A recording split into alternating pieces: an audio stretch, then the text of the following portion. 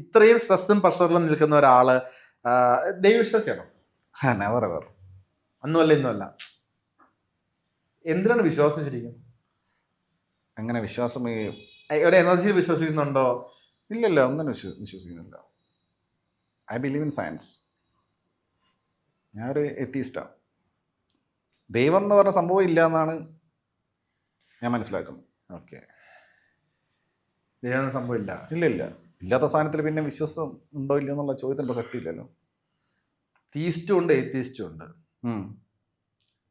അല്ലേ? തീസ്റ്റാണ് നിങ്ങൾ ഉദ്ദേശിച്ചത്? അല്ല, രണ്ടും ഉണ്ടല്ലോ. ഉണ്ട്. ഓരോ ടൈപ്പ് അല്ലേ, ഇൻഡിവിജ്വൽ ഡിഫറൻസ് ഉണ്ടാവും. ഏത്തീസ്റ്റ് എന്ന് വെച്ച് കഴിഞ്ഞാൽ ഇല്ല എന്നുള്ള കാര്യം, ദൈവം ഇല്ല എന്ന്. മറ്റേ നിങ്ങൾ പറയുന്ന ആന്റഗണിസ്റ്റ് അല്ല, മറ്റേ എന്താ, ഞാൻ ചോദിക്കട്ടെ, വേറെ ഒരു കൂട്ടം ആൾക്കാരുണ്ട് പക്ഷെ വിശ്വസിക്കുന്നില്ല. ബാക്കി മറന്നു. ഈ ഏത്തീസ്റ്റ് എന്ന് പറഞ്ഞൊരു പേര് ശരിക്കും എന്താണ്? ഇപ്പൊ ഫോർ എക്സാമ്പിൾ പറഞ്ഞു കഴിഞ്ഞാല് അശ്വന്ത് പറയുന്നു, ഇപ്പം ഇവിടെ ഇപ്പൊ അല്ല, ഞാൻ പറയുന്നു ഇവിടെ മോഹൻലാൽ ഉണ്ട്, ഞാൻ പറയുന്നത് ഞാൻ വിശ്വാസിയാണ്, ഇവിടെ മോഹൻലാൽ ഉണ്ട്, എന്നെ തീസ്റ്റ് എന്ന് വിളിക്കുന്നു. അശ്വന്ത് പറയാണ്, അശ്വന്തിന് അറിയാം അവിടെ മോഹൻലാൽ ഇല്ല. അപ്പൊ അശ്വന്ത് പറയാണ് ഇല്ല, ഇല്ലാത്തൊരു അശ്വന്തിന് കൃത്യമായിട്ട് അവിടെ ഇല്ലെന്നുള്ളത്. പിന്നെ അശ്വന്ത് എന്തിനാണ് സ്വയം ഞാൻ ഇല്ലാത്ത ഒരു കാര്യം ഇല്ലെന്ന് പറയുന്നതിന് അയാളെ ചോദിച്ചോണ്ട് ഞാൻ പറഞ്ഞില്ല. ഞങ്ങളോട് വന്നോട് ഞാൻ പറഞ്ഞിട്ടില്ലല്ലോ. നിങ്ങൾ വിശ്വാസിയാണോ ചോദിച്ചോണ്ട്. അല്ല, അപ്പോഴും ഒരു പേര് പറയേണ്ട ആവശ്യം എന്താ? അപ്പം ഇപ്പൊ ഏത്തിസ്റ്റ് എന്ന് പറഞ്ഞൊരു പേരിന്റെ ആവശ്യമുണ്ടോ ശരിക്കും? ഇല്ലാത്ത കാര്യം ഇല്ലെന്ന് ഉറച്ച് വിശ്വസിക്കുന്ന ഒരാളെ വിളിക്കാൻ ഒരു പേരുണ്ട്. അതൊരു വാക്കല്ലേ, ഒരു ഗ്രൂപ്പ് ഓഫ് പീപ്പിളിനെ വിളിക്കുന്ന വാക്കല്ലേ. അതിപ്പോ അവരെന്തെങ്കിലും വിളിക്കണ്ടേ? വാക്കില്ലാതെ എങ്ങനെ വിളിക്കും? ഇടയ്ക്ക് ഒരു ഇന്റർവ്യൂ പറഞ്ഞിട്ടുണ്ടായിരുന്നു, ഞാൻ നാട്ടിലങ്ങനെ പോകാറില്ല, പോയാലും രാത്രിയിലാണ്, കാറിൽ പോയി തിരിച്ചു വരും. ഇപ്പോഴും അങ്ങനെ തന്നെയാണോ? അതെ അല്ല, പകല് പോകേണ്ട സാഹചര്യം വന്നാൽ പകല് പോകും. അത് ഞാൻ അങ്ങനെ പറഞ്ഞെന്ന് വെച്ച് കഴിഞ്ഞാൽ ആ സമയത്ത് എനിക്ക് ജോലിയുണ്ട്. അത് ഇപ്പോഴും കറങ്ങി വരുന്ന റീലാ അത്. അതെന്ന് വെച്ചാൽ നാട്ടുകാരെന്നെ പ്രശ്നം ഉണ്ടാക്കിയത്. നാട്ടുകാർ ഭയങ്കര പ്രശ്നം ഉണ്ടാക്കി, വീടാക്രമിക്കാനൊക്കെ നോക്കി. എന്തിന്? ഞാൻ അങ്ങനെ കുഗ്രാമം എന്ന് പറഞ്ഞിട്ട് അതിന് കമ്മിറ്റി ഉണ്ടാക്കാൻ നോക്കി, പിന്നെ ജാഥ നടത്താൻ നോക്കി. അപ്പോൾ അത് അവരങ്ങനെയാണ് അത് എടുത്തത്. കുഗ്രാമം എന്നുള്ളത് അപരിഷ്കൃതമായ ഗ്രാമം, അല്ലെ ഞാൻ എൻ്റെ നാടിനെ തള്ളിപ്പറഞ്ഞെന്ന രീതിക്ക് എടുത്തത്. പിന്നെ എൻ്റെ ഒരു ടോൺ അങ്ങനെയായിരുന്നു പറഞ്ഞത്, ഒരു പുച്ഛം. ഞാൻ നാട്ടിൽ ഞാൻ പോകാറില്ല, ആര് ഇതാക്കാറില്ല, ഞാൻ രാത്രി കാറിന് പോയി ഞാൻ തിരിച്ചു വരും. അപ്പോൾ പറഞ്ഞ ടോണിലേ ആൾക്കാർക്ക് ഭയങ്കര ദേഷ്യമായി എൻ്റെ അടുത്ത്. ആ ദേഷ്യം ഇപ്പോഴും കാണുമായിരിക്കും. അവരുടെ നാട്ടിലെ ശത്രുക്കൾ അവസ്ഥ ആലോചിച്ച് നോക്ക്. സാധാരണ ഏതൊരു ഓൺലൈൻ ശത്രുക്കളുള്ള ആൾക്കാർ നാട്ടിലെങ്കിലും ശത്രു ഇല്ല, നാട്ടുകാരെ സപ്പോർട്ട് ഉണ്ടോ? എനിക്ക് അതുമില്ല. നാട്ടിലും പുറത്തിറങ്ങാൻ പറ്റില്ല, ശത്രുക്കളാണ്. മിണ്ടില്ല ആൾക്കാർ കണ്ടാലും. ആൾക്കാരെന്നെ കാണുന്നില്ലല്ലോ, ഞാൻ വണ്ടിയില്ലേ പോന്നേ. കൂടെയും കൊട്ടിച്ച വണ്ടി പോയി ആൾക്കാരെങ്ങനെ കാണാനാ? അപ്പോൾ അതാണ് അത് അന്നേ ഞാൻ ഫ്ലോയിൽ പറഞ്ഞു. അപ്പോൾ കുഗ്രാമത്തിന് ആ അപരിഷ്കൃത ഗ്രാമം എന്നുള്ള മാത്രം നല്ല അർത്ഥം, റിമോട്ട് വില്ലേജ് എന്നുള്ള അർത്ഥമേ ഉള്ളൂ. ഇനി അങ്ങനെ ഇവർ മറ്റേന്താ പറയുന്നത് ശബ്ദധാരാവലിയൊക്കെ എടുത്തു നോക്കിയിട്ടൊക്കെയാണ് ഇവർ പ്രശ്നം ഉണ്ടാക്കി. വാക്കുകളുടെ അർത്ഥം എടുക്കാൻ ഭയങ്കര ഡേഞ്ചറാ. ഓരോ വാക്കുകളിലൊക്കെ നമ്മൾ പറയുന്നത്. അപ്പൊ അത് അന്ന് ഭയങ്കര, നിങ്ങൾ വിചാരിക്കുന്ന പ്രശ്നമല്ല. ഒരു നാട്ടുകാർ മൊത്തം ഒരാൾക്കെതിരെ തിരിയുക, എന്നിട്ട് നാട്ടിലിവനെ കാലുകുത്ത സമ്മതിക്കണോ പറയാ. അമ്മയും അച്ഛനൊക്കെ പേടിച്ചില്ലേ? ഇല്ല, അങ്ങനെ വീടാക്രമിക്കുന്ന പറഞ്ഞാൽ നമുക്കറിയുന്ന കുറച്ച് ആൾക്കാർ നാട്ടിൽ കാണുമല്ലോ. അത് അവരൊരു ആവേശമാണ്. ഞാനത് മെറ്റഫോറിക്കലി പറഞ്ഞു.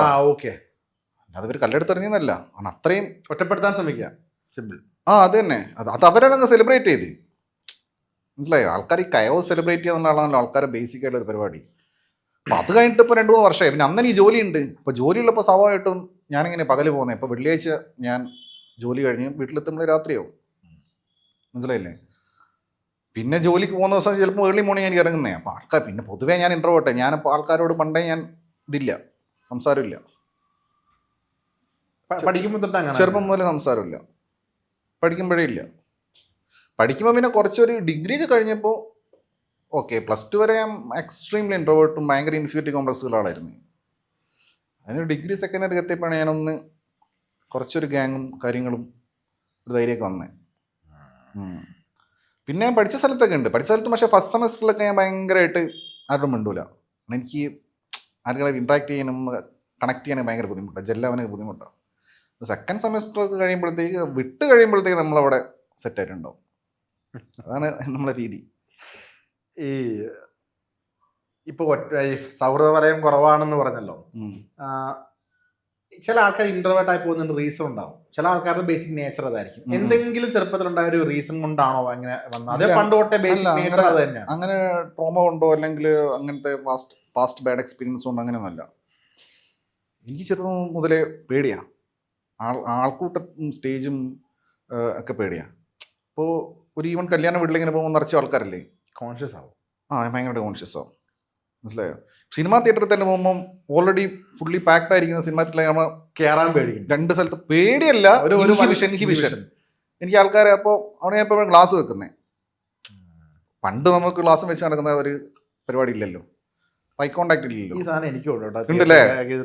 ആൾക്കാർ നമ്മളാണ് നമ്മൾ നേരെയാണ് ആൾക്കാർ താഴേക്ക് നോക്കിട്ട് പോയി കയറി. അതല്ല, എന്നിട്ട് ആൾക്കാർ വിചാരിക്കും ഓൾറെഡി തിയേറ്ററിനകത്ത് ഇരുട്ടാ, അവിടെ ഒരു ചങ്ങായി കൂളിംഗ് ഗ്ലാസും വെച്ച് വരുന്നു. അപ്പൊ ഇവൻ എന്ത് വട്ടണ വിചാരിച്ചാണ്. പക്ഷെ എനിക്ക് കംഫർട്ടബിൾ അതാ, ഞാൻ പേടിച്ചിട്ട് വെക്കണമെന്നൊക്കെ. അല്ല, ആക്ച്വലി പേടി എന്നുള്ള വാക്ക് ലിറ്ററലി എടുക്കണ്ട, ഞാൻ ജസ്റ്റ് കോമഡി. അതായത് എനിക്ക് ഐ കോണ്ടാക്ട് കൊടുക്കാൻ വലിയ താല്പര്യമില്ല ഏത് സ്ട്രേഞ്ചേഴ്സിന്. അത് പണ്ട് അത്ര ഉണ്ടായിരുന്നു, ഇപ്പോൾ കൂടുതലായിട്ട് വന്നത്. കാരണം ആൾക്കാർ നമ്മളൊന്ന് ഡൗട്ട്ഫുൾ ആയിട്ട് നോക്കൂ. അത് നല്ല രീതിക്കാണ് അധികം ആൾക്കാർ എടുക്കുന്നത്. അങ്ങനെ ശത്രുക്കളെന്നല്ല ഞാൻ പറയുന്നത്. പക്ഷെ ആ ഒരു കമ്മ്യൂണിക്കേഷൻ അവോയ്ഡ് ചെയ്യാൻ വേണ്ടിയിട്ട് ഞാൻ ഉപയോഗിക്കുന്ന ട്രിക്കാണ്. അശ്വന്ത് എപ്പോഴെങ്കിലും ഈ ഹെയർ ഒക്കെ ഒതുക്കി ചീകിയിരുന്ന ഒരു ഫോട്ടോ ഒന്ന് കാണാൻ പറ്റും റിവ്യൂ? ആ കളങ്കാവലിൻ്റെ റിവ്യൂലുണ്ട്. അല്ല, അത് സിനിമയ്ക്ക് വേണ്ട, അല്ലാതെ അശ്വന്ത് ഫുൾ ടൈം ഇങ്ങനെ തന്നെയാണോ ഹെയർ ഇട്ട്? ഫുൾ ഞാൻ കുളിച്ച് കഴിഞ്ഞിട്ട് തോർത്തി കഴിഞ്ഞാൽ പിന്നെ മുടിയൊന്നും ചെയ്യില്ല. മുടി കുറച്ച് കഴിയുമ്പം ഡ്രൈ ആകുമ്പോൾ മുടി ഇങ്ങനെ പൊങ്ങി വരും. കുളിക്കുമ്പോൾ ഇത് ഇതായിട്ടിരിക്കും, ഡ്രൈ ആകുമ്പോൾ ഇതിങ്ങനെ പൊങ്ങി വരും, മറ്റേ പോപ്കോണൊക്കെ വരും പോലെ. പിന്നെ ഒന്നും ചെയ്യേണ്ട ആവശ്യമില്ല. പിന്നെ പിറ്റേന്ന് കുളിക്കാൻ വരെ അങ്ങനെ തന്നെയായിരിക്കും. ചെയ്യുകയില്ല. ചെയ്യാൻ ഇത് കോമ്പതിൻ്റെ അകത്തൊരു കടക്കണ്ടേ, സ്റ്റക്കായി പോകും. ഇല്ലേ കുളിച്ച ഉടനെ ചെയ്യാൻ പറ്റും. കളങ്കാവലിനെ കുളിച്ചിട്ട് റിവ്യൂ ചെയ്തേ. അപ്പോൾ കുറേ ആൾക്കാർ ഇവനിപ്പോൾ കൊള്ളാം. അപ്പോൾ ആൾക്കാർ അത്രയും കാലം ഞാൻ കുളിച്ചിട്ടില്ല എന്നാ. ഞാൻ കുളിക്കാത്തതുകൊണ്ടല്ല, കുളിച്ച ഉടനെ റിവ്യൂ ചെയ്യുന്നില്ലല്ലോ. അത് റിവ്യൂ ചെയ്യാൻ വേണ്ടി അടുത്ത് കുളിച്ചു. കളങ്കാവലിന് റിവ്യൂ ചെയ്യാൻ വേണ്ടി കുളിച്ചു. അതും തല മാത്രം കുളിച്ചു. എന്തൊക്കെ കഷ്ടപ്പാട് കേട്ടാല. എന്ത് കഷ്ടപ്പാട്, തല നനച്ച്. അല്ല ഞാൻ അല്ല അത് ശരിയാ. അപ്പോൾ ആൾക്കാർ ഭയങ്കര സന്തോഷം.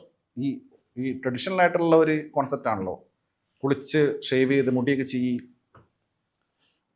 എൻ്റെ അച്ഛനൊക്കെ പറയണം എപ്പോഴും, നീ ഇങ്ങനെ നടക്കുന്ന ഒരു സുഖമില്ല, നീ ഒന്ന് ഷേവ് ചെയ്ത് മുടിയൊക്കെ ഒന്ന് ഒതുക്കി വെക്കും. അപ്പോൾ ഇത് അങ്ങനെ ചെയ്തപ്പോൾ കുറേ ആൾക്കാർക്ക് ഇപ്പോഴും നിന്നെ കുളിച്ച് കണ്ടല്ലോ, ഇപ്പോഴാണ് നീ ഒരു മനുഷ്യനായത്, ഇപ്പോഴാണ് നീ ഇതായത് ആദ്യമായിട്ട് നിന്നെ ഇങ്ങനെ കണ്ടു എന്ന് പറഞ്ഞിട്ട്. അങ്ങനെയുണ്ട്. അല്ല, ഈ ഹെയർ സ്റ്റൈൽ ചിലപ്പോൾ ഞാൻ മാറ്റും.